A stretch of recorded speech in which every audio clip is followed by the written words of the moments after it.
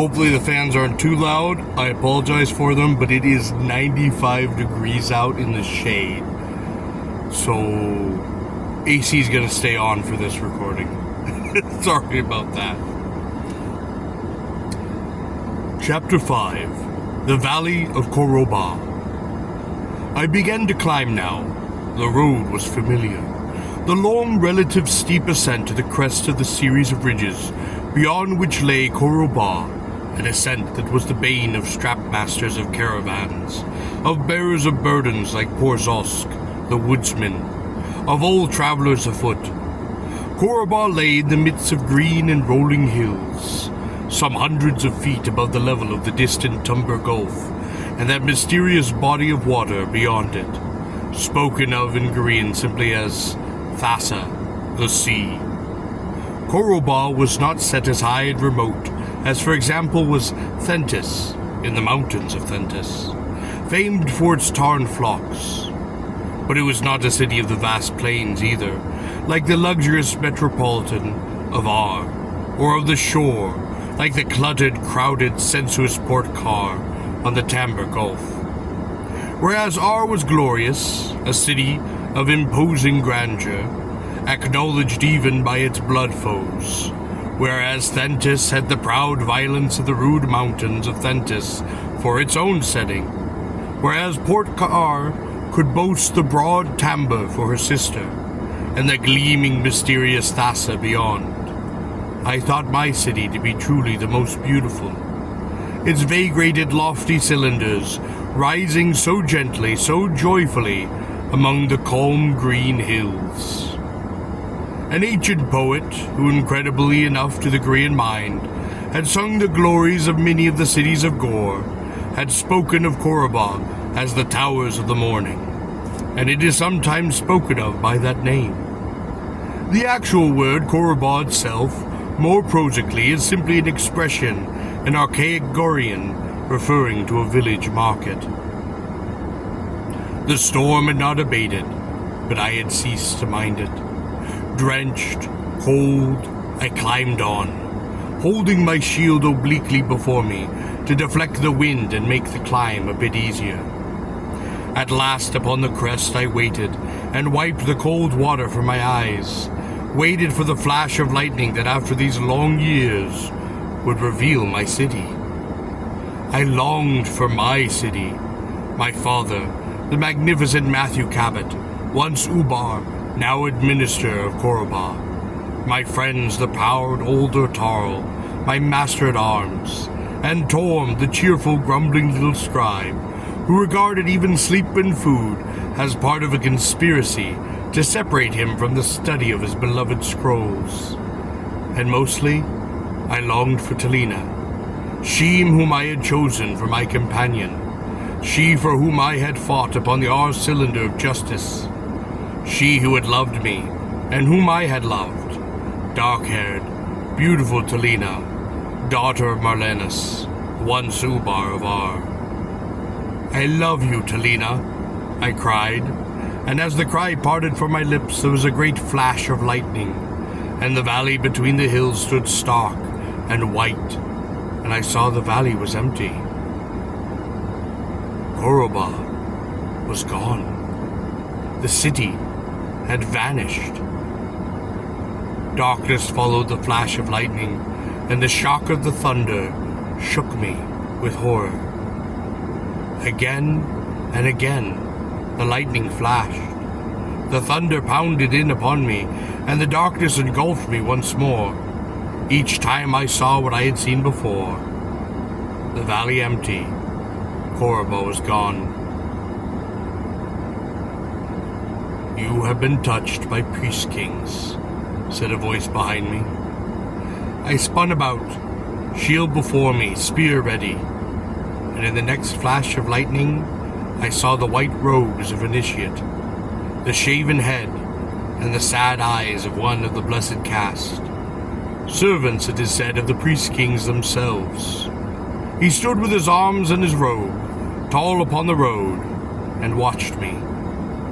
Somehow this man seemed different to me than the other initiates I had met upon Gor. I could not place the difference, Yet it seemed there was something in him or about him that set him apart from the other members of his caste. He might have been any other initiate, yet he was not. There was nothing extraordinary about him, unless perhaps it was a brow somewhat more lofty than his common, eyes that might have looked upon sights few men had seen. The thought struck me that I, Tarl of Korobah, a mortal, here in the might upon this road, might be looking upon the face of a priest-king. As we faced one another, the storm ceased. The lightning no longer shattered the night. The thunder no longer roared in my ears. The wind was calm. The clouds had dissipated. In pools of cold water, lying among the stones of the road, I could see the 3 moons of Gor. I turned, and I looked upon the valley in which Korobah had once lain. "You are Tarl of Korobah," said the man. I was startled.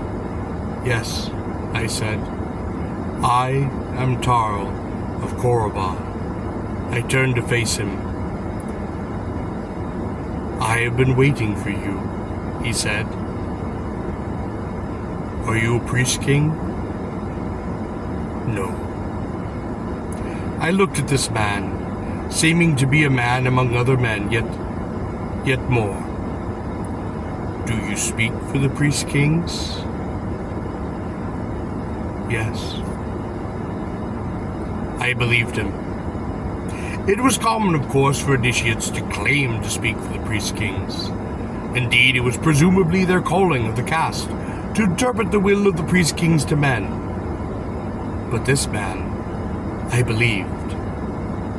He was not as other initiates, though he did wear their robes. "Are you truly of the caste of initiates?" I asked.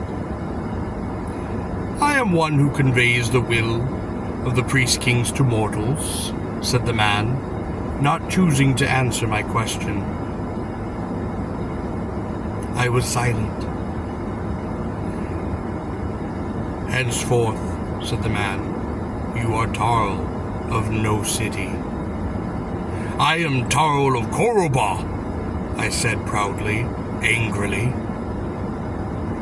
"Korobah has been destroyed," said the man. "It is as if it had never been.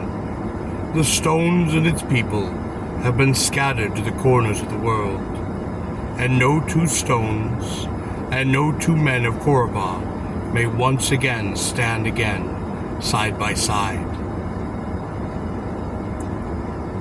"Why has Korobah been destroyed?" I demanded. "'Tis the will of the priest-kings," said the man. "Why was it the will of the priest-kings?" I shouted. "Because it was," said the man, "and there is nothing higher in virtue of which the will of the priest-kings may be determined or questioned." "I do not accept their will," I said. "Submit," said the man. "I do not." "Then be it so. You are henceforth condemned to wander the world alone and friendless, no city, no walls to call your own, and no homestone to cherish. You are henceforth a man without a city. You are a warning to all to not to scorn the will of the priest-kings. Beyond this you are nothing." "What of Talina?" I cried. "What of my father, my friends, the people of my city?" "Scattered to the very corners of the world," said the robed figure, "and not a stone may stand upon a stone." "I do not serve the priest-kings," I asked. "Did I not serve them at the siege of Ar?" "The priest-kings used you for their ends, as it pleased them to do." I lifted my spear. I felt that I could have slain the robed figure, so calm and so terrible before me. He spread his hands. "Kill me if you wish." I lowered the spear. My eyes filled with tears. I was bewildered. Was it on my account that my city had perished? Was it I who had brought disaster to its people? To my father, to my friends? To Lena? Had I been too foolish to understand that I was nothing before the very power of the Peace Kings? Was I now to wander the forlorn groves and fields of Gor in guilt and agony, a wretched example of the fate of which the Priest Kings could mete out to those foolish and proud? Then I ceased to pity myself, and I was shocked. For looking into the eyes of the robed figure, I saw human warmth in them. Tears for me. It was pity, the forbidden emotion, and yet he could not restrain himself. Somehow the power I had felt in his presence seemed to simply vanish. I was now only in the presence of a man, a fellow human, even though he wore the sublime robes of the proud caste of initiates. He seemed to be struggling with himself, as though he wanted to speak his own words, and not those of the Priest Kings. He seemed to shake with very pain, his hand pressed against his heads, trying to speak to me, trying to tell me something. One hand stretched out to me, and his words, his own, far from the ringing authority of his former tones, were hoarse, almost inaudible. Outlaw of Gor, he spoke. Throw yourself upon your sword. He seemed ready to fall. I held him. He looked into my eyes. Throw yourself upon your sword, he begged. Would that not frustrate the will of the Priest Kings, I asked. Yes, he said. Why do you tell me this? I demanded. I followed you with the siege of Ar. On the cylinder of justice, I fought with you against Prakar and his assassins. An initiate? I asked. He shook his head. No, he said. I was one of the guards of Ar. I fought to save my city. Ar the Glorious, I said, speaking gently. He was dying. Ar the Glorious, he said, weakly, but with pride. He looked at me. Die now, Outlaw of Gor, hero of Ar. His eyes seemed to begin to burn in his head. Do not shame yourself. He then howled like a tortured dog, and what happened then I cannot begin myself to describe in detail. It seemed as though the entire inside of his head began to burst and burn, to bubble like some horrid vicious lava inside the crater of his skull.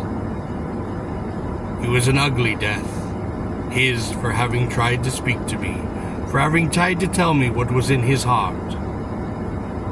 It was becoming light now, and dawn was breaking across the gentle hills that had sheltered Koroba. I removed the hated robes of the initiate from the body of the man, and carried the naked body far from that road. As I began to cover it with rocks, I noted the remains of his skull, now little than a handful of shards. The brain had been literally boiled away. The morning light flashed briefly on something golden among the white shards. I lifted it. It was a webbing of fine golden wire. I could make nothing of it, and I threw it aside. I piled rocks upon the body, enough to mark the grave and keep the predators away. I placed a large flat rock near the head of the cairn, and with the tip of my spear I scratched this legend upon it. I am a man of glorious Ar. For it was all I knew of him. I stood beside the grave. I drew my sword. He had told me to throw myself upon it, to avoid my shame, and to frustrate for once the will of the might of the Priest Kings of Gor. No, friend, I said to the remains of the former warrior of Ar. No, I shall not throw myself upon my sword. Nor shall I grovel to the priest-kings, nor live the life of shame that they have allotted me. I lifted the sword toward the valley where Korobah had stood. Long ago, I said, I pledged this sword to the service of Korobah, and it remains so pledged. Like every man of Gor, I knew the direction of the Sadar Mountains, home of the priest-kings, the forbidden vastness into which no man below the mountains, no mortal may penetrate. It was said that the supreme homestone of all Gor lay within those mountains, that no man had looked upon a priest-king and lived. I resheathed my sword, fastened my helmet over my shoulder, lifted my shield and my spear, and I set out in the direction of the Sadar Mountains.